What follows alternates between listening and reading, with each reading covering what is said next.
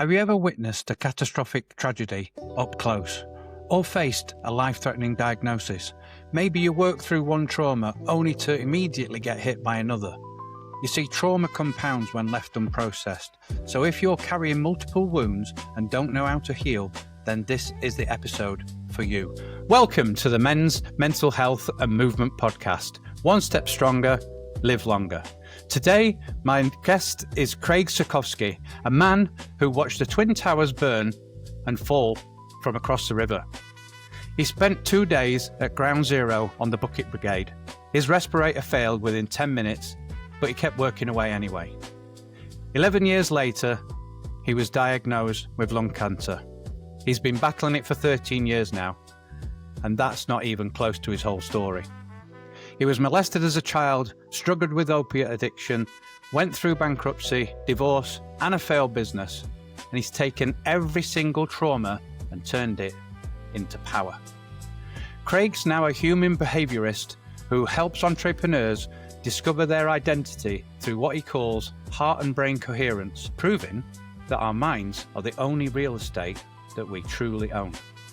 If you've been through hell and wonder how you could turn all that pain into purpose, this is the one for you. Craig, welcome to the show. Thanks, Tony. I greatly appreciate the opportunity to get my story out. Yeah. So, well, we're going to start probably where our listeners are, thinking. The September 11th day. So, you watched the Twin Towers fall. Yeah, it was finishing 2 projects in Jersey City, and I came out of one of them, and I looked down towards the river, and I saw one of the towers on fire. So I ran around the corner to my other house, where my girlfriend, fiance at the time, was, and she happened to be a photographer. So I just ran in, told her, "Come on, let's go, grab your camera, and let's beat it." And she's like, "What's going on?" And I was like, "I don't know. This place is on fire, so let's check this out because it's the World Trade Center." And we went down there. It was like complete pandemonium and chaos. It was like a movie set, sirens and people freaking out. And at that time, I believe the second one was hit. And we ended up down by the river, and what happened was the first tower started to fall, and my ex-wife has dozens and dozens of pictures of them just coming down. And everybody ran away towards the back part of downtown Jersey City, and we made our way to Liberty State Park. And in the middle of walking down there, that's when we saw the second one. And again, she has the sequence of coming down. And we made our way to Liberty State Park, and like 20 minutes, a half hour later, boats started coming with people that were, completely covered in dust. And just a horrific scene. And I realized then, I was like, I got to get over there. I've been in construction my whole life. I've run machines, and I just figured I was better off there than what volunteers, just normal volunteers from Wall Street might. So I ended up getting down there, and I was wondering what these buckets were for. And it come to find out that couldn't get any equipment in or anything like that. And it was one bucket at a time. And I ended up carrying a whole bunch of buckets. This is really crazy. I ended up carrying a whole bunch of buckets in front of me, and I could only see to the right and left. So I was walking up the dock and going into the atrium, and there's guys all over the place just hanging out, smoking cigarettes, and I'm walking in, and I'm looking up, and precariously there's beams hanging off the side, and everything was just complete whoa.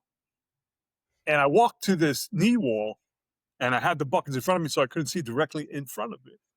And when I walked up to the knee wall, I put the buckets down, and I looked, and I was like, "Holy crap!" Whoa! First thing I thought, what the hell are you doing here?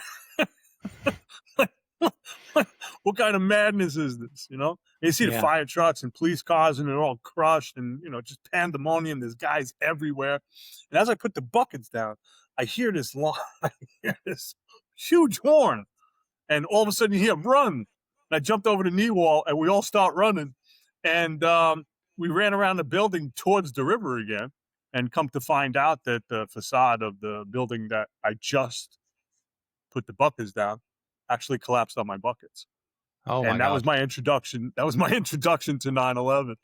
And I'm laughing now because some of the craziest jokes and sickest experiences I've had was there.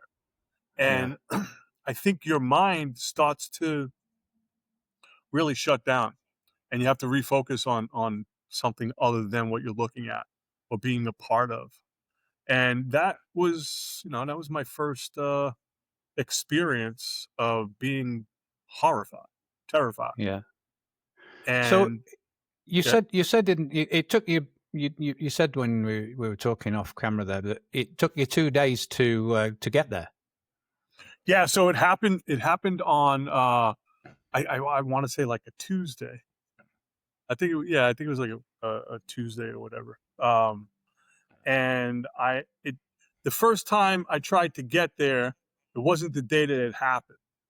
Um, because it was just complete pandemonium. Everything was shut off. It was the second day I tried to get on a boat, and we were going towards Battery Park, and the Coast Guard was just like, "Nah, you guys can't get off here." And everybody was kind of like, bummed out or whatever. And I remember as the boat was backing out and going, I have a picture, and there was just a baby carriage just sitting there on the sidewalk in the park.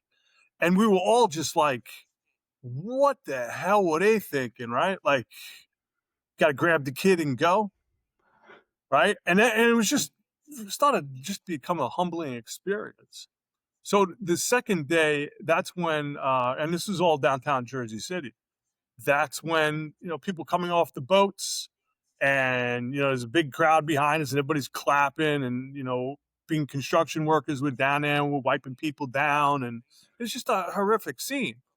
And as I was there, I was taking somebody's vest off, right? Reflection vest, and put it to the side. And somebody took that hard hat off. I put that to the side. They weren't using it anymore. And we just kept brushing people away, right? So I had the hard hat. I had a Tyvek suit on, right? And I had my respirator.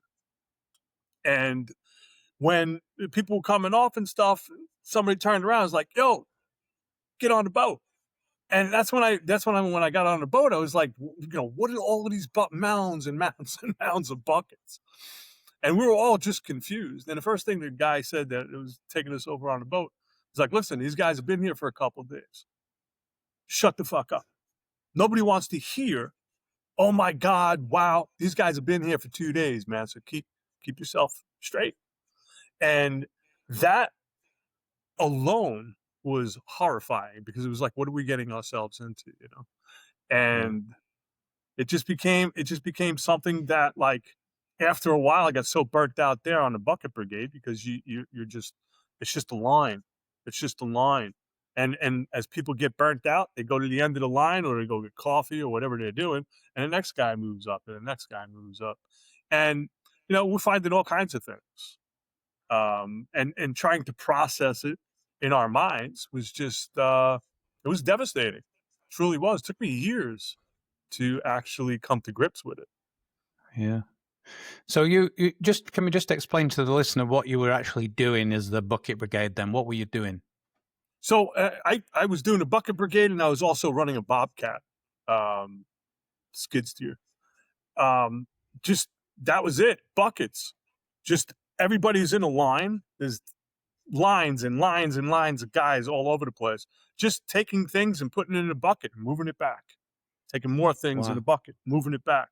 And I don't mean to be like ridiculous, but I mean, picking up shoes and boots, and there's still things still stuck in them, and it Mm. was just like, you're trying to process this stuff. And for the longest time, I had a horrifying experience. I picked up this thing that looked like a rug, but in my mind, it was a scalp. It was like, I'm trying to process, and everybody that was there was trying to process. And I mean, I Mm. was there with every walk of life, and people laughing, people crying, people hugging each other, people just like, standing on top of the remnants of the World Trade Center, Yeah. and it was just, it was a horrifying experience. And Yeah. it's one Yeah. that I'm grateful for, to be honest. I mean, you bought yourself a respirator, which was a smart move, but failed after 10 minutes. Is that right? Yeah, these things, the respirators that we use, because I had that at my two houses. So I was pulling drywall off and stuff like that. I was using a respirator. That was nothing. You couldn't do really anything with it. We're standing on top of the Yeah. World Trade Center. There's smoke everywhere. There's just the stuff that we were ingesting, especially when I was running the Bobcat, because it was just dust and Mm. papers.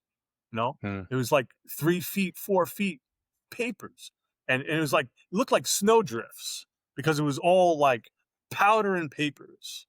You know, yeah, yeah, it was I mean, pretty interesting experience. at that point, Craig, most people would have left. Why didn't you? What is it that kept you there? Stupidity, just blinding stupidity. I don't know why I stayed. To be honest with you, it was something. It was something that I knew in my core that I needed to do, and especially running the Bobcat, because it was only 2 days, right? But it was like two really long days of my life. Yeah. And when you're in that kind of hostile environment mentally, um, you start to break yourself down, and you start to get into the shakes. You start to really process like what you're actually seeing. And that was like, to me, it was mind numbing. Yeah. And I remember standing on top of a pile, and I started to feel my feet get hot. And it was like my boots were actually molding. It was so hot that it was like I needed to get new work boots. I needed to get some kind of new situation on my feet. And I remember going to the tent, and they were pulling my boots off, and they were like wiping them down and stuff like that. And it looked like a shopping mall, to be honest. It was just containers and containers of stuff that we could utilize to be there. Yeah. And I remember getting these yellow Gore-Tex boots. They're the ugliest things in the world, but they were the most comfortable. I remember putting them on, and it was like an entirely different experience. Yeah. So fast forward to 2012 after that harrowing experience, and you got a wife, you got a daughter, and you develop a chest infection. What when did you realize that weren't just a chest infection then? Well, for the longest time, I was telling my wife at the time, I was like, I have so much pain. This is, I mean, like, brutal pain. And ended up going to the hospital because I couldn't breathe. And that's when I found out that I had a collapsed lobe in my lung and pneumonia. And it was just Right. like, wow, like, wonder where this came from. Come to find out, 5 years later, they diagnosed me with carcinoid tumor in my lung. And that's when I realized I was walking around with a collapsed lobe in my lung for 5 years. Mm. Yeah. That must have been a heavy thing to hear. When they told me that I had lung cancer, it was in the ER in Georgia, and the doctor had said it in front of my 11-year-old daughter and my daughter's mom, and my first instinct was to throat punch him. I was like, how do you tell somebody that in front of their 11-year-old kid? And I'm just really glad my kid is smart and is able to process things at a rapid pace. Yeah. Um, and after So that that, was in so that was in front of your daughter. yeah, that's when they told me in front of my daughter. Whoa. I have horror stories in the medical industry in the United States. That's the reason why Y- I'm down here in Mexico getting my shit together. Yeah. Yeah. So you've been battling the cancer for 13 years now. The cancer as well as the effects. Yeah. Yeah. 'Cause I didn't have to go I Yeah. didn't have to go through chemo or radiation or anything like that. All I did was go through my ribs, take my mid and lower lobe, my right lung out, and I r- suffered the after effects for, like, 6 years. The intense pain of them Right. cutting through my ribs and cutting all the nerves. And I think nerve damage is the worst pain somebody could actually go through, to be Mm. honest. It's So been what does that crippling at times. Yeah. So what does that look like on a day-to-day basis for you now? Now, the pain that I have now is consistent with somebody, like, actually stepping on my ribs. That's a 24-hour day, 7-day, event, Right. and I've been able to alchemize the pain because the pills that I was on, the pain meds that I was on for years, the Dilaudids, the morphines, the Percocets, Percodan, all the barbiturates that go along with it, they weren't doing anything. They were making me not a nice person. Mm. And I had to figure out a way. And I've had amazing experiences in my life. Let me backtrack. I lived in Jamaica in the bush for 6 months with somebody that was savant, and that was many years before this 9/11 happened.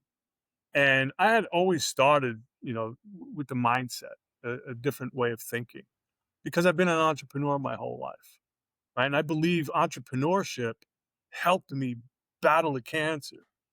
And then I believe beating the cancer made me a better entrepreneur because it put me in an entirely different mindset and state.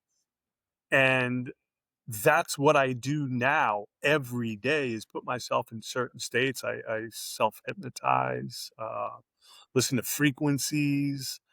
That's my pain meds. Mhm. That, just overcoming the way I used to think and how I think now. I think now of my subconscious behavior. And I think a lot of people need to really understand that we are our own best medicine. Yeah. Yeah. So but cancer, that's just one piece. Just going back to sort of the beginning, you were molested as a child, and that's kind of like a foundational trauma. So how did that shape you, um, before you started healing? So that alone, yeah, that was a crazy experience. And I say they're experiences because I think we're light seeking the human experience, and I've been able to experience some crazy things and be able to alchemize. When I was molested, that really took a lot of my life away. And I had busted my knee out when I was in my teens, early teens, and that was the first time they ever gave me a painkiller. And I remember that day vividly because it was not only taking the physical pain of my knee away, but it was taking the mental pain and from the trauma of being molested. Mm. And I kind of, at an early age, started getting addicted to not being, um, or being able to control my pain through medication. And I really liked it. And that was something that started to become a horrifying effect in my life because, I mean, became a drug addict. Yeah. So sort of in your teens, late teens, when you started getting addicted to opiates? No, it was my early teens. It was like Early teens? immediately after the first pain med. That's when that's when high school happened, and that's when I started doing drugs and Yeah. showing up at school high and, you know, going down a very slippery slope in life. And was this all pharmaceutical, supplied drugs or illegal drugs as well? Oh, illegal as well. I lived in Cliffside Park, New Jersey, so we used to make city runs into Yeah. Harlem, um, as often as we could because it was only realistically 15, 20 minutes. So we'd hop over the bridge, go to Harlem, get whatever we needed, and then come back. And usually within the time period of one class. So I mean, we were always we always had whatever we needed all the time. Yeah. And it's funny too because my high school had a circle, a concrete circle, and it was painted like a quaalude. That goes to show you what kind of high school I went to. Yeah, so you didn't have far to go to get what you needed. Just pop down No, into Harlem and yeah. yeah, Across the yeah, bridge. I had a buddy of mine who convinced his mom that at like 14 or 15, because she was an Italian woman, like 14 or 15, and convinced her that we could get our driver's license here. So 14, 15 years old driving around in his mom's Nova or his dad's Nova. Yeah, we had a pretty reckless and wild childhood. yeah, yeah. So then you went through bankruptcy, divorce, failed businesses, and stacking trauma on top of trauma on top of trauma. What was your real rock bottom moment for your that kind of made you switch it around? My rock bottom moment was when I went to Jamaica. My mom just passed away after like a 16 years battle of cancer and some other stuff. Yeah, And I just got divorced for the first time. And I was just I was just at a point like I'm going to the bush. And I had a friend of mine, his name is Lewis. He's a Sicilian guy. He's savant. And he came along. And it really was my first experience to start tapping into who I am as Craig Sotkovsky. And I sat in this circle. It's called the Circle of Life. And you could sit in it 3 days, 5 days, 7 days, whatever you can mentally take. And I always tell people, I sat in it for 3 days.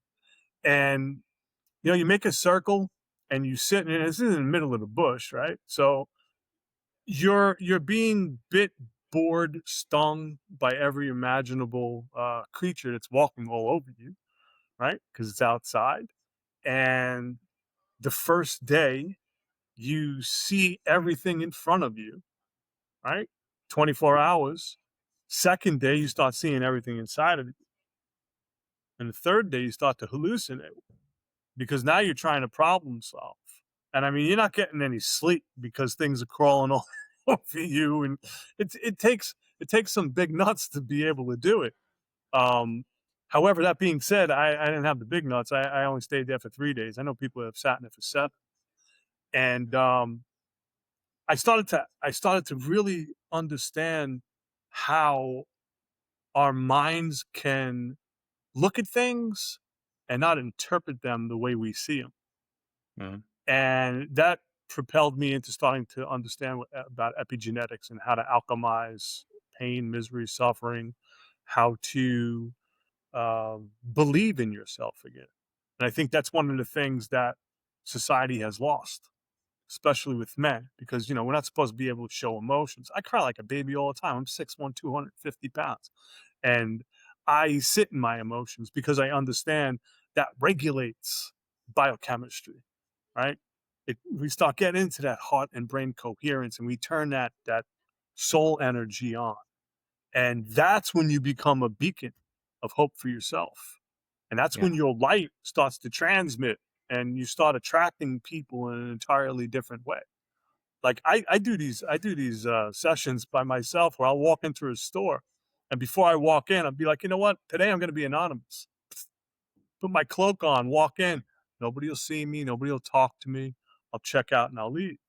And then some stores I'll walk into and be like, nah, man, turn that light on. And people be like, hey, how you doing? What's going on? How are you? I believe we have this ability to tap into something, our soul or whatever you want to call it, God within. And once you're able to do that, you start alchemizing your biochemistry set at a next level where I'll give you an example. They were told me 4 times that I was going to be possibly treated for cancer 4 different times. And the last one was September 2024. I had my 15th knee surgery. And in November of 2024, it still wasn't healing. And I went back to the surgeon and he was just like, listen, man, I think the reason why it's not healing is because you have synovial sarcoma. And 5 minutes later, he addressed me and he was like, the first person that I ever gave that kind of diagnosis to and you just laughed at. We have the ability to look at things in a different way, because yeah, it wasn't my first rodeo.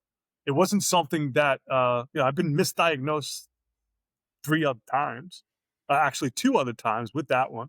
But they told me I was possibly being treated 4 different times and they were only right once, yet I got the scars for all 4 times. And the Wow. 2 other ones were male breast cancer. And let me tell you something, I have some wild friends, and they were just like, "Of course, man." I had a buddy of mine, really good friend, that passed away last year. Um, and he was like, "One day maybe you'll get a manly cancer." I mean, and this is how my friends we interact, right? When you got really good buddies, or women in your life, you tend to. Plus, I'm from New Jersey, so that sense of humor is a little bit off anyway. Mm. You tend to look at life kind of different, and just those four potential cancer diagnoses wasn't my first rodeo. It wasn't. And I just turned 60 years old, and I sit here now and I think like a little child. I'm very giddy. I'm very Yeah, giddy all the time, man. yeah. So you talked about you touched on alchemizing your trauma and bringing that into sort of the biochemistry of your body. So that's not just positive thinking. That's something deeper than that. Like, can you just I I'm explain that so to me? glad. I'm so glad you just said that, because I was talking with somebody the other day, and we're talking about this false positivity. It's unicorns and rainbows. Think unicorns Mm-hmm. and rainbows. Well, that's 5% of our thought. Mm-hmm. 95% of our behavior itself is subconscious behavior, right? Yeah. So we have something called the reticular activating system. I call it the cyborg, because it's literally just scanning. It's scanning within you. All it wants to do is please you. So whether you think you can or you can't, you're right. However, it just wants to please you, right? So it's picking up on all your cues. It's picking up on what you're saying. It's picking up on your neurological linguistic programming. It's picking up on the words and phrases. It's picking up how you think. It's picking up why you think. And I don't mean to be going off on this tangent, but I do that often. I'm so passionate about me, okay, being able to alchemize. And when we start to do that, when we start to be the person ahead of the event, right, without the actual evidence, that means something inside of us has changed. And I believe it's the biochemistry set that we have within us, that once you tap into it and no longer I lived on adrenaline, cortisol for decades. And now it's kind of like the feel good chemicals of, oxytocin, serotonin, the universal hug. Mm-hmm. Why would I want to change the way I think once you get embraced by that universal hug? And I'm here for. I believe this is my message. I'm here to disturb the comfortable and comfort the disturbed. And I believe that when people get radically uncomfortable in who they are, that's when change starts to happen. And I like getting people radically uncomfortable. I push them off their mental shelf and show Okay, them how to gain their wings. let's move a bit deeper into that then. All right. So you talk about tapping into the quantum field through heart and brain coherence, right? Now, for our listener who's thinks that this might be like woo woo and all a little bit mad, what is that, and how does it work? Okay, so the quantum field is the human Wi-Fi. Have you ever thought about somebody and was like, oh, you know what? I remember so and so, and then all of a sudden they call. Mm. Right? We have different receivers, and I believe that's the pineal gland. I believe the pineal gland is that antenna. Right? That's the reason why people get calcified. It's to like shut down the antenna. I can explain the human Wi-Fi like this. Think about this. We're on this. There's no connection, right? There's no cord, but yet companies are able to tap into a frequency that sends you a bill because you're able to use this, right? So who's actually in control of all of this? All Just this for our outside. listeners, there, Craig's holding up a mobile phone, yeah. Oh, sorry. Mobile phone. Yeah. So holding up a mobile phone, and that is, that are you saying that the human Wi-Fi works exactly the same way? Exactly the same way. And it takes Mm-hmm. work. You know, people are like, oh, your life must be so easy. I was like, life is fucking hard. Life is traumatizing, man. Life is Hmm. life is what you make it. But life, most people spell and listen about life living in fear every day. Yeah. Most people, most people are living in cortisol and adrenaline, right? It's like, okay, I paid all the bills, right? I put my kids through school, and now, 20 years later, I'm looking at my wife. I don't even know who she is. My kids hate me. And it's like, well, why? What have you put the time and energy into? Mm. Right. So it's like, you have to put the time and energy into yourself. You have to have a vested interest in yourself. And once you're able to do that, once you're able to tap into you, not who society says you're supposed to be, right? Because we all know that's a facade. We look at people on social media and stuff, and all we're seeing is their highlighted reels. I'm Yeah. one of the people. I'm one of the people that shows up and is like, no, man, shit's messy. It's extremely messy. And how do you understand the messiness? By start cleaning yourself up. You have to have the intent. You have to have the intention to help yourself before you can help somebody else. Yeah. And that's the reason why a lot of people in this world are stuck. And they don't have to be. They really don't. Once they start looking at themselves in the mirror and being like, hey, you know what? I am accountable and responsible for everything in my life. And it's not about you're not accountable and responsible for the traumas that happen to you. You're accountable and responsible how you alchemize that into the positivity, into living in this being. And I used to think this was a meat suit. Then I realized we're batteries. And when we're walking around people, their energy can drain our batteries or charge our batteries. And that's the reason, this stuff is very simple, yet humans like to complicate everything. I Yeah. loved, I loved being the loudest guy in the room. I loved trying to force my opinions on people.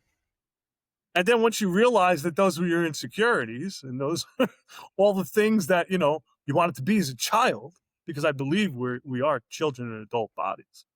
Hmm. Some of us just haven't alchemized themselves into adulthood. The problem is that because we're bound by all of these ideas by society, it doesn't allow us to do that, does it? We're kind of to be the children that we want to be. It makes it difficult for everyone to be that. Well, that's because people are afraid. Like, I don't have a job. I am my job, right? So it's like I come on podcasts and I talk to people and clients and all of that other crazy shit. It's like, well, when are you going to start taking responsibility for yourself? Because your outside world is a reflection of who you are inside. And for the longest time, my outside world was just chaos, mess. It was like all of these outside influences of people, places, and things that were tapping into my field, and I allowed it. See, that's a hard, humbling experience, is when you start to realize that you are the root cause of all your problems. Right? Hmm. I had somebody the other day, they were like, who do you think you piss off? And I didn't even have to think about it. I was like, my clients mostly. And she was like, oh my God, how could you say that? I was like, well, because I put the mirror in front of people's faces, right?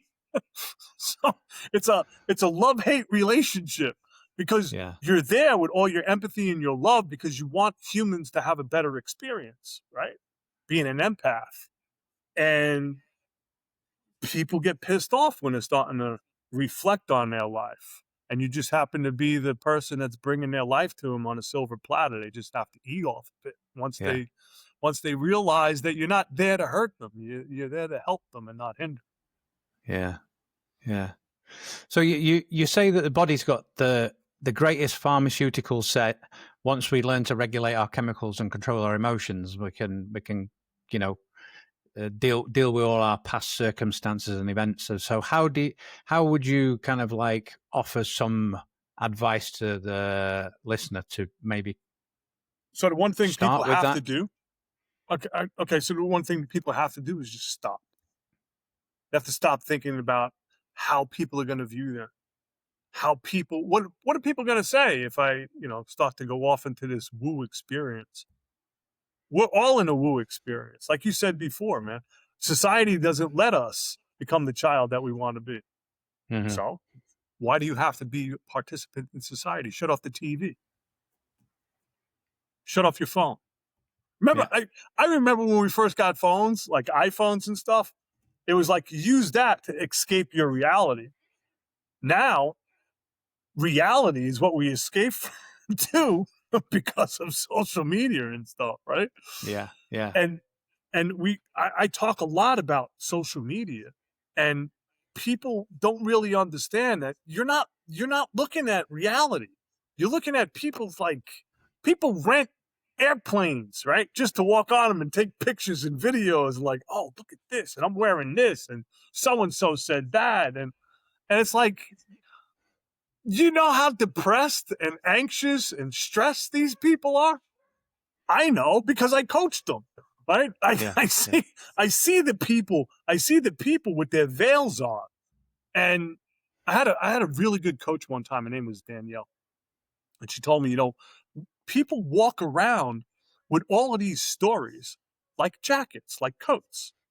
And the more stories you have, the more coats you put on. The more coats you put on, the more weight you have on your shoulders. So people are walking and dragging their life around. And it's like, you don't have to. You really don't. And people like that. I love neurological linguistic programming simply because when somebody's talking to you, you can tell exactly what they're thinking by how they're speaking. Mm-hmm. And when somebody is real in dire straits, like I was trauma coaching for a while. While I was battling cancer in Atlanta, I created courses for young entrepreneurs.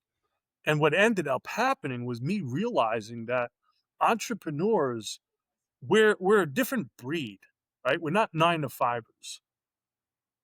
Nothing against 9-to-5 people, but I've just lived my life on that cliff edge all the time, ever since I was a little kid. Maybe because of the stuff that held my trauma, possibly. Because I look at my life as like I have this blessed curse. I get to do this, right? I really don't particularly care what somebody says about me because I understand they're just saying things based off of their experience or their group think. And it's Mm-hmm. like, I'm isolated. I isolated myself for a year and a half in Mexico to get my health back and to become the hermit that I am. And I look at everything like I programmed myself to be like this. All the jobs for the most part that I've had, I've worked by myself, renovating buildings. They were my own projects. So I'd be there 3-4 o'clock in the morning, put ceramic tile in, listening to like frequencies and stuff like that. Even as a kid, I was listening to all kinds of tapped in music. So I believe once we create a different relationship within ourselves, things externally start to change. You just have to get into you. You have to fill your own cup, you know? And people just, Yeah. they don't want to take the responsibility for themselves because they're radically uncomfortable being comfortable. They're comfortable in that position. Yeah. So you say that our mind's the only real estate we can actually own. Why real estate, and what does ownership of your mind actually kind of look like? The ownership of your mind is you thinking how you want to think and not what your spouse says or your kids or, I have these bills I have to pay. Well, if this isn't right, all you're going to do is pay bills. You're never going to, it's just going to be a constant. I wrote a book called Everybody Pays a Vig. A vigorish is a street tax. It's a part of you you're never getting back. That's why if you're putting your time and energy into your business, well, what's the vig you're paying? Your family doesn't see you. Your kids aren't entwined into your business, right? So how can you have this holistic healing? You can't. You've separated yourself. So why not separate yourself for yourself? Have a vested interest in the things that you do. And I see this a lot where parents, they throw their failures onto their children in the hopes that their failures become their kids' successes. Well, now you just left a generation of kids that are traumatized. They have trauma because they're trying to please you, but you haven't even actually pleased yourself. You're just being a dictator to your kids. Now, I know so many kids that are in school now because their parents are paying for it and because they want them to become doctors and lawyers. And the kid wants to be a ballerina, or the kid wants to be an artist, or the kid wants to, write a book. And it's like, no, you can't have a vested interest in who you are because I'm paying the bills. Well, parents eventually pay the big bill. Yeah. Let them do what they want. Why not? I have a 19-year-old daughter that is really intelligent, and I show her the road. I don't tell her what exits and on-ramps to take. It's like, she's a really smart kid, but she's a kid. She's 19. She's got to make those mistakes. Of course I want to be there. Of course. But I'm in Mexico now. She's going to college in the States. And it's the first time in her 19 years that we've been apart. And I'm glad I'm going to be seeing her in a couple of weeks, Mm-hmm. But it's how we set up our lives, man. Yeah. It's an amazing experience. Yeah. So you've been mentoring entrepreneurs for more than 30 years and helping them discover their identity and the purpose. What patterns have you seen in these successful people who feel empty despite, apparent success? So this is something that consistent, right? Young entrepreneurs. And this is the reason why I coach older people now, right? Because I've been through that whole phase, right? Young entrepreneurs, when they hit it, right? When they hit it right and they made a few $1 million, I shouldn't even say that now because kids are making a few $1 million in weeks online with all of their stuff, right? What I've saw in the past was when people really made it and they looked at themselves and they're like, wow, look at me, and they got rid of the person that tells them what they need to hear and not what they want to hear. Because now they're surrounding themselves with people that are like, oh, yeah, got a check for me? Oh, nice car. Oh, beautiful house. Where we going? Where are you taking me for dinner? Mm-hmm. So you don't know who your friends are, right? Because everybody's up your behind. Everybody's up your bucks, right? It's like, come on, man, be real. No, I'd rather get the accolades from people that have nothing to do with me. And I left that guy behind or that girl behind, the one that was the truth person, the one that was telling me the truth. I see that pattern all the time. I did it. I remember because everything that I'm talking to you about, I've already been through. At certain levels, people start to try to figure things out and they get stuck because they're always, so Tony, great job, mate. Oh, wild. Great experience. Oh my God, Tony's the best. No, Tony's trying to be a child. He's trying to be, but he will never be because he's adulting now in a world that, I'm just using it as an example. Thanks. It really, people need to become softer. People need to tap into their emotions because men and especially different cultures, you can't cry because that shows your weakness. Yeah. No, that shows your strength. Because what happens after that storm of crying? You feel amazing because you let it out. People don't have an outlet to let it out. And that's what's stopping society these days. Yeah. Well, it ends up with if they don't have that, let the pressure cooker go, then, terrible things end up happening like suicides, that can end up being an end result of that, I guess. I was just talking to somebody about this the other day. Do you know Kerwin Ray? Yeah. Kerwin Ray? He committed suicide in October of 2024. And he was a powerhouse in our industry. Mm-hmm. And, you look at it, it's like he just couldn't take it anymore. I understand he had strokes and stuff, and she just said, I'm out. So all the stuff that he was talking about and all the stuff that he was putting out, internally, he just couldn't take it anymore. So we never know who's at their breaking point. Yeah. That's why it's always check on your strong friends. Yeah, for sure. For sure. Because there's no outlets. I mean, I've had that experience. I had a friend who lost to suicide, and he was the strong one and the one that you'd just he was like, if you wanted to ask someone, you could turn to him. And then one day he weren't there, you know? He didn't take his own advice. Exactly. So you were sponsored, you were mentored by Les Brown. Yeah, so it's funny. I always listened to Les, and 2020 I was going through seemed like a surgery a month, and in the middle of the surgery procedures to put my body back together, like sew it, stitch it, and 2020 we were on the balls of our ass, man. I mean, we sold everything, just to keep my ass alive, and I remember scraping up some money. My wife was like, "Yes, do it. I mean, this is it. Do it." Remember, we were scraping up money and not knowing where the second payment was going to come from, right? And all of a sudden, it was like made the payment, started to get into this course, and then they came back and they were like, "Listen, we're not going to take your second payment. We're going to give you a scholarship." And it was like, "Oh wow!" And my mentor, one of the greatest mentors I've had, and he was like, "Listen, this is what you have to do. You do this, this, and this, and your life is going to change forever." I used to speak at convention centers on real estate and real estate finance. I've had startups where I put personally hundreds of thousands of dollars in. And he was like, "Look, just do this, this, and this. But for you, Craig, you have to stay ahead of the chalk outline." That was it, right?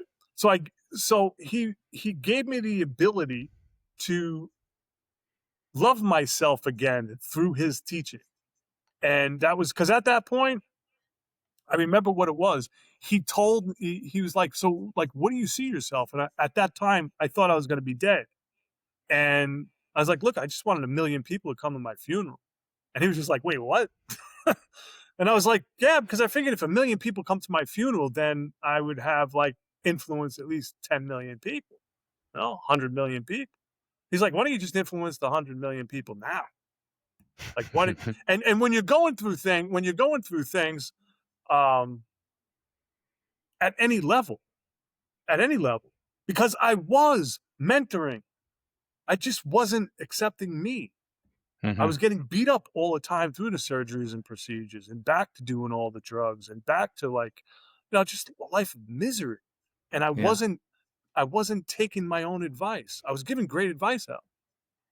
It was never like I didn't have any suicidal ideations or anything like that. It was just like wake up in so much pain that when you wake up, you're like, "Hey, you know what, man? Maybe tomorrow I won't, and I might celebrate it tonight in the hopes that I don't wake up tomorrow." Now I wake up and I have this amazing world around me because the amazing world I have inside of me has given my external world. Yeah. So just for the listener, can we just explain who Les Brown is? Oh, Les Brown is one of the biggest motivational speakers on planet Earth. And yeah, it's always a pleasing pleasure to meet Mr. Brown. Yeah. He's this he's a giant in my life. Yeah, that must be been a great experience, mentored by him. Oh, it was because he just doesn't take anything from anybody. And I remember asking him, like, "So do you love yourself?" And he was like, "Boom, of course I do." It's like, "Of course I do," And I used to repost his stuff on social media, and I used to always, in the end, used to be like, "It's me, Mr. Brown. I'm the one." And he actually told me that when he was mentoring me. He's like, "Yeah, you are." And that's just, it's like the little things like that show up grand in your life. It was a time when I really needed his mentorship, and he didn't charge me for it. And that's one of the things that I love about this industry, because people are like, "Oh, you're like this and you're like that," and all you gotta do is ask. Or maybe if I'm relating to you, you gotta get something better out of it. Because we all respond to different things, man. We all respond to different people and different personalities and stuff like that. So I just had an amazing experience of doing a Halloween party at a boys and girls home in Merida, Mexico. I have a friend of mine. She's got this foundation, and she's like the Mother Teresa of the Yucatan, and she's so powerful here, and she gives me the ability to hang out and do certain things. And in a couple weeks, I'm going to be doing. We're setting up Christmas trees and stuff at the same home. It's just seeing these kids, man, that have the worst lives people could possibly imagine. These kids are the worst of the worst. Whatever horror story you could think of that's happened to children, it's these kids.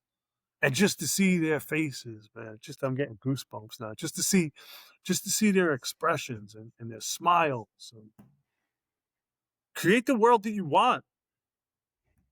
That's it, That's beautiful, Craig. Beautiful.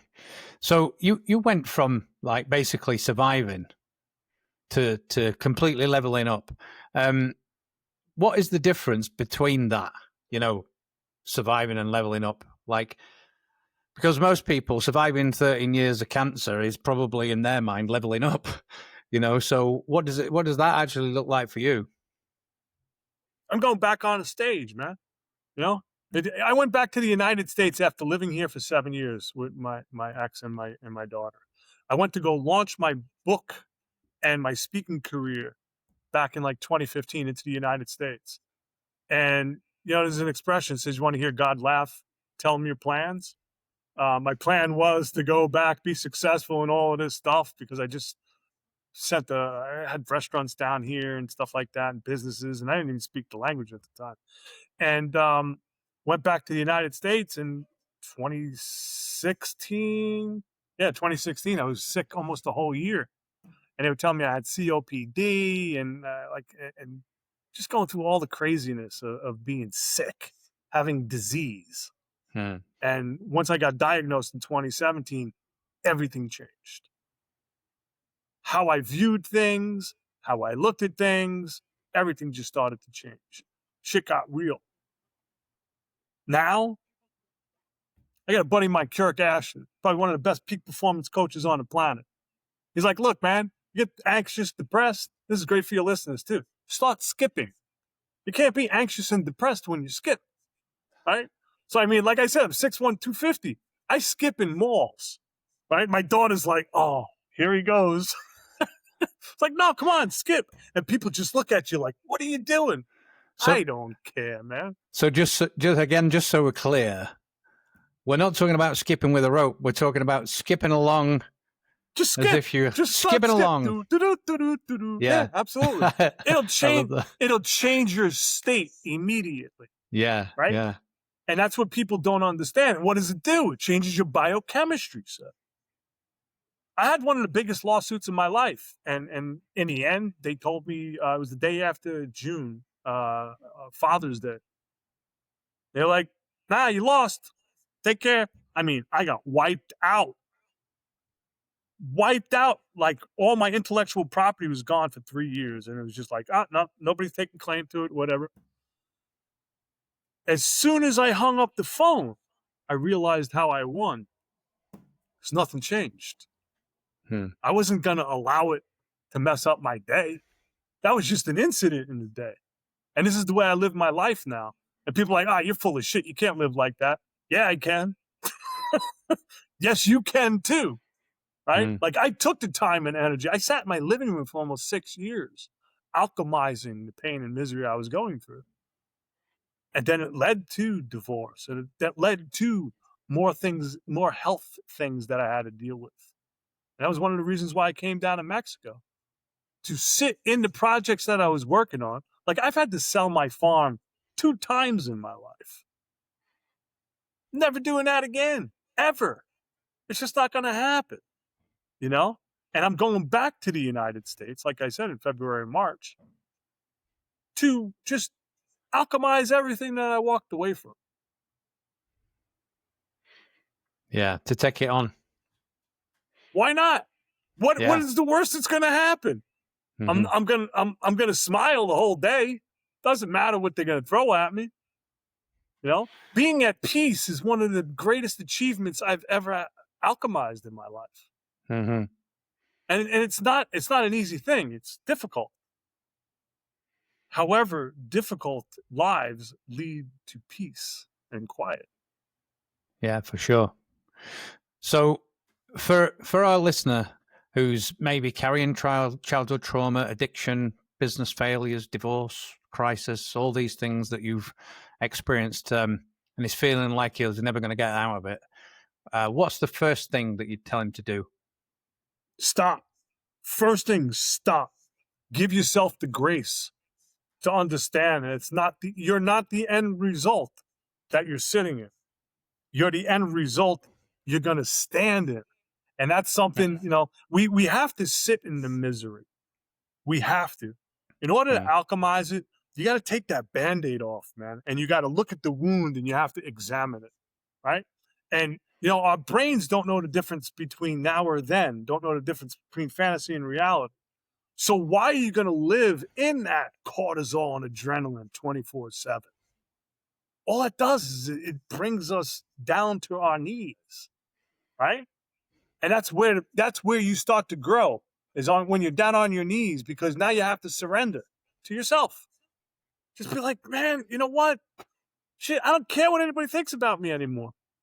I used to look, oh, what is someone's going to say? And then, who cares? They're just talking about their experience anyway. And there's a lot of people on this planet are not experienced in life.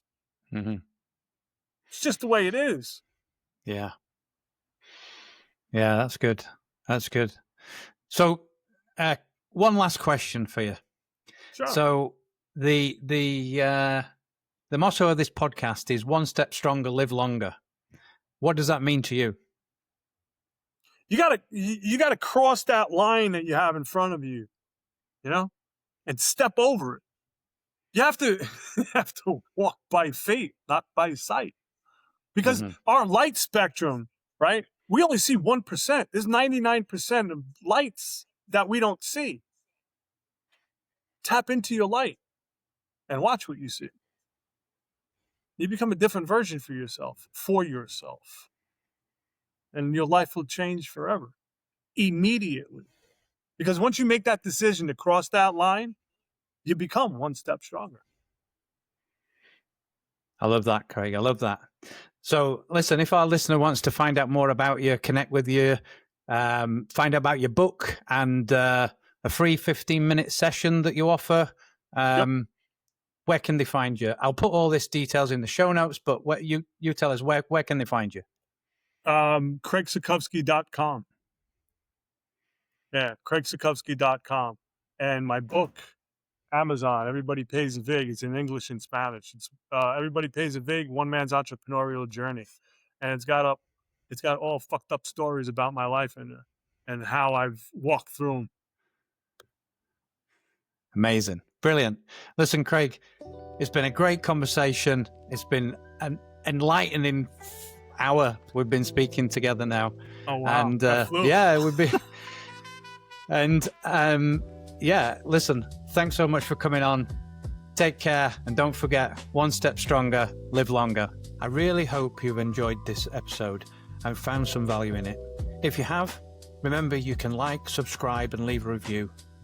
It will really help to get this message out to more listeners who need to hear these kind of conversations. Thanks, and don't forget, one step stronger, live longer.